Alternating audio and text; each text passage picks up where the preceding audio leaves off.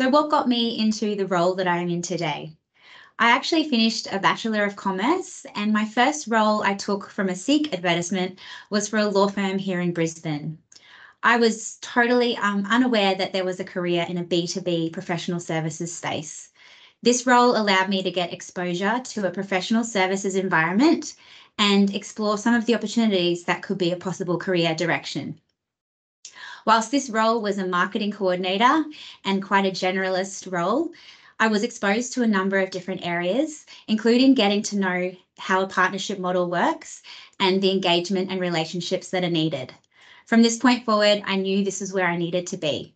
However, I did take a bit of a job outside of the industry for a few years into hospitality. And I think this helped me expand my relationship building and business development skills.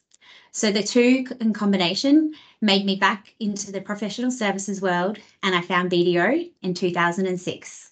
I've been here for 16 years now, and I've loved every minute of it, and I've been able to carve a path and a future and a great way forward for my life.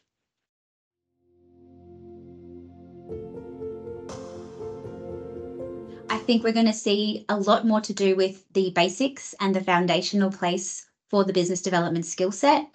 But also the human element can't be underestimated in terms of how we execute, but how we can align with technology, AI, and a number of different tactics that may be coming from the B2C world. Looking at other industries, other experts, other countries, how are others doing sales and business development? How are they using lead generation to secure the pipeline that they need for the future? It'll also be a case of doubling down on the current clients that you have and bringing exceptional client service to the forefront of everything that you do.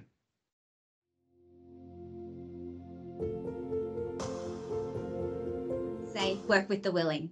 I think you have to have that relationship, build that rapport, and have that reputation first and foremost.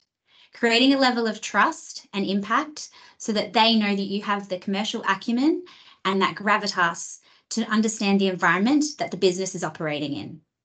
It's all good and well to have the ideas, bring some technologies and other campaigns to the table, but making sure it resonates in the world and the environment that the leadership and the partners and the directors and your colleagues are working in with clients is very important. I've made a bit of an effort in working with the mid-level and the sort of juniors across our firms to make sure that they can be empowered and come on that journey early. So by the time that they're reaching that leadership status, they've already come on board. They've already experienced what you can offer, but also they've seen the results. They've done the groundwork. They've been involved from the start to the finish. So when it comes to engaging leadership, I think work with the willing and give it a go, but make sure you have that trust and credibility before you take it to the table.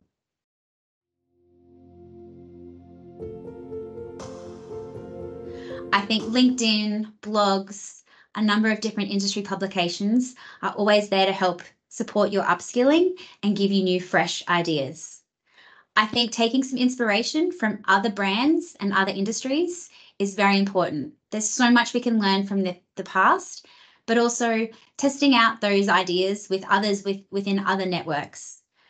Building a network of your own, having those sounding boards to collaborate, share, and test these ideas. I think being able to continue to keep on top of industry issues, what's resonating with clients, and actually having the conversations. Don't rely on the Financial Review or the newspapers each day. Have the conversations, bring the concepts, the ideas, the questions to life. Test it with your clients, your colleagues, your family and your friends. Ask them what's going on in their world. Maybe there's an idea you can unpack and bring to life in your job.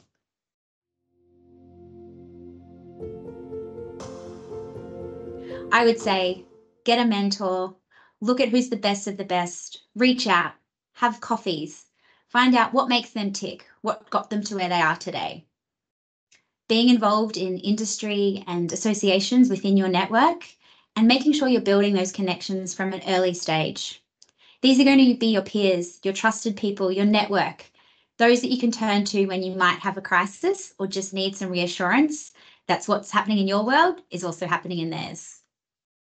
I think always have that inspiration from other things that are around you in your day-to-day world. Think outside the box.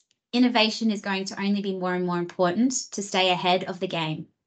What can you do now to future-proof yourself and be ahead of the pack when it comes to where you want to take your career?